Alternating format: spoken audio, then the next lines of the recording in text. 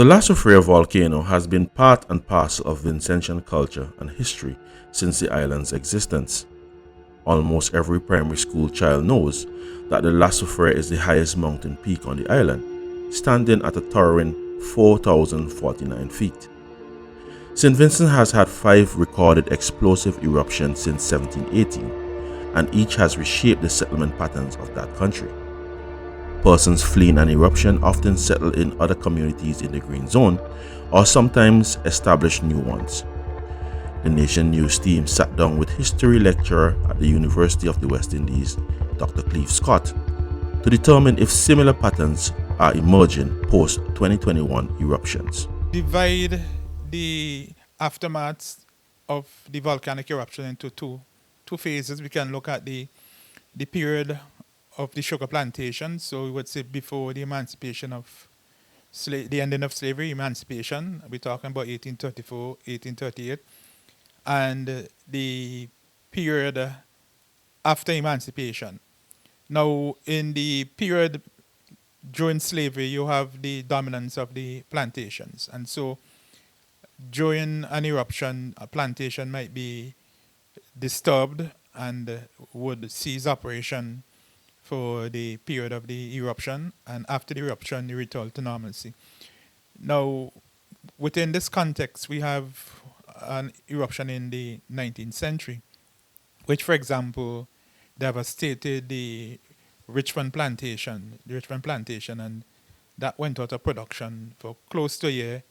The photographs show us the devastation, destruction of the plantation buildings, and so on. Now, after emancipation, and you have the termination of the plantation and the creation of free villages and other settlements, you have people leaving their homes, being moved from their homes to other areas temporarily, and some being relocated. In this instance, the most notable one would be the 1902 eruption. We know that an eruption occurred in Martinique at Montpellier around the same time, and the famous 1902 eruption in which devastated the Orange Hill estate. So after this eruption, there were attempts to move a lot of persons from St Vincent to, for example, Guyana and Trinidad, which brings us back to the recent 2021 eruption in which a number of neighboring countries volunteered to take refugees, quote unquote, or evacuees temporarily. So that in 1902, for example, we have the persons who live in close to what is now called the red zone being relocated. So persons of Kalinagua, Garifuna / what some people call Carib descent being relocated to areas on the leeward side, and not leeward area, particularly areas like Rose Hill, Rosebank, even Camden Park. And there's a village there in Camden Park called Carib. And the name comes from the fact that persons who are of that descent were moved to that village. Now, with the 2021 eruption, we have the government constructing homes. Earlier this week, we heard that Venezuela has donated 150 homes. We know Trinidad and Tobago donated homes. So you have persons being relocated. The challenge, however, is that when things return to normalcy and years pass, decades pass, sometimes people go back and reoccupy these areas. So the challenge would be to what extent you can prevent people from occupying these danger areas, because they are danger when the disaster strikes, but after the disaster has dissipated and people's memories fade, they tend to reoccupy these areas. The indigenous populations of St Vincent, who reside in North Windward, have borne the brunt of dislocation in previous eruptions, and last year's eruption was no different. Houses built too close to dry riverbeds and are therefore at risk of lahars or flooding are being relocated by the government. During our recent visit to St Vincent, the Nation News team got the first-hand look at the problems that heavy rain can cause in the aftermath of the eruption. At Overland, Vehicles were stuck on either side of one flooded waterway that intersects the main road for almost the entire day, as rains washed down soft sediment from the Soufriere Mountains. Despite this threat from the volcano, the descendants of St Vincent's sole national hero, Joseph Chatelier, are adamant that they are staying put in their ancestral land. Dr. Scott shed some light as to why this is. It is well known that Columbus/the Europeans arrived in the region in 1492, and they met these people living in the various islands. In the case of St Vincent and the Grenadines, British colonization did not start until the 18th century. So that we have about 200 to 300 years of indigenous population occupying the entire island.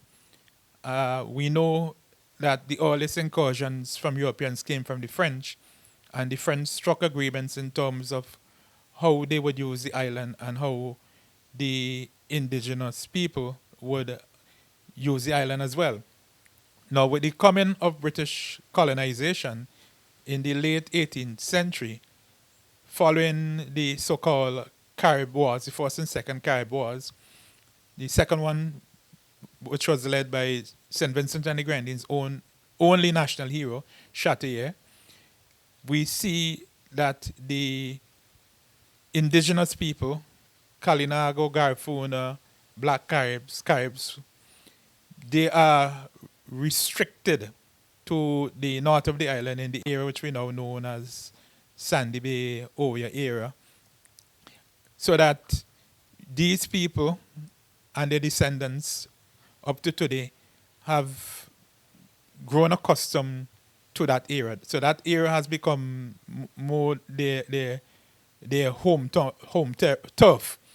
We know, for example, that the Garifuna, which they name those who were moved from St. Vincent or banished from St. Vincent following the Second Carib War to Belize, and then they made their way all across Central America, and now they have reconstituted themselves in North America, in particular in California, that they see St. Vincent and the Grenadines as their spiritual home, as their homeland. So that Sandy Bay in particular is important to these descendants. So that even though you have an eruption and they are in the red zone, or one of the most dangerous districts because it's right in the foothills, they will move during the eruption, and it is only natural that when things are safe, you return home. So the land, and that particular land, is important to them because it is within their consciousness and their popular memory as where they belong.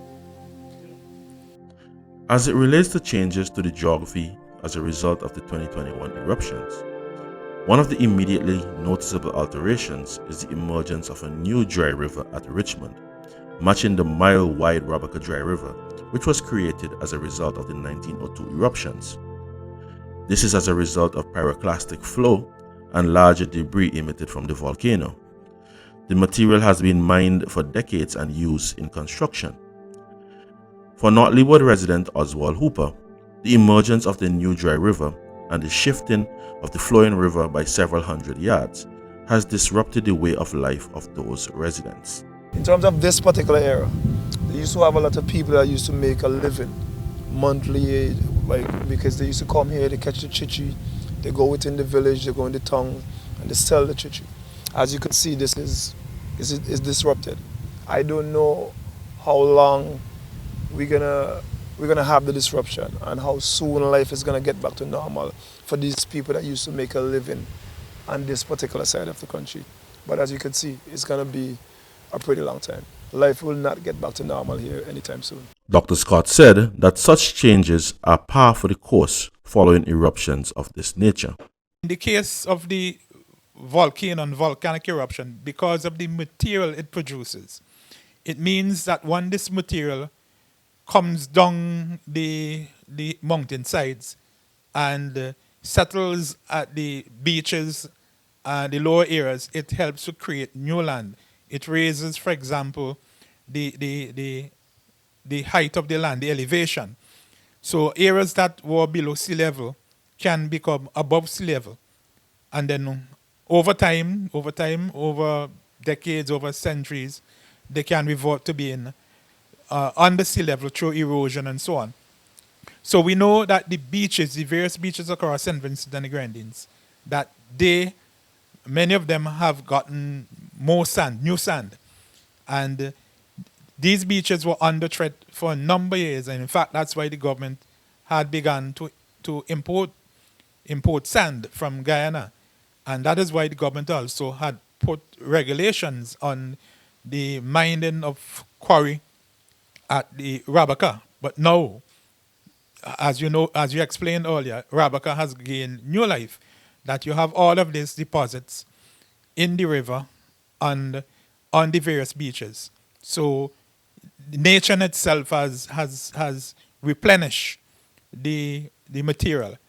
But obviously, if you abuse or overmine these material, then you'll go back into a state of beach erosion and that kind of damage in a quick time. However, change is certainly not always bad. One such example of good geographical change caused by the volcano is the natural marvel which is the Oya Salt Pond.